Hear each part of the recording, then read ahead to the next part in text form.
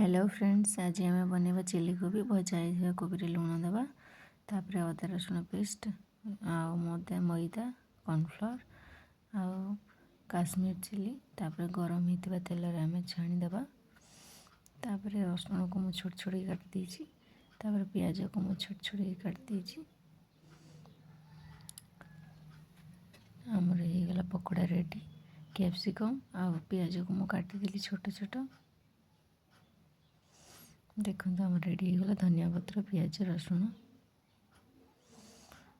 आएपटे टिके लेंबू चिपुड़ी देती soya sauce tomato sauce chilli sauce तापर मुझे तेल देकी रसुण पकई तापर मु पियाज को कैप्सिकम को देखिए अल्प किसी भाजीदेली किस समय भाजला पर आम पानी देकी गोली देवा सॉस गुड़े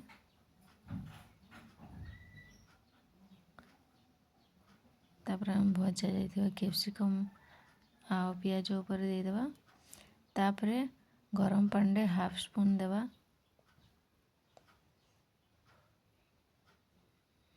मुझे टी दही ऐड करी तो दही देले भी टेस्ट टी भल लगे। तो देखो रेडी हो गला मु पखाड़ संगे खाऊँ चिली कोबी सह पखाड़ बहुत टेस्ट लगुच।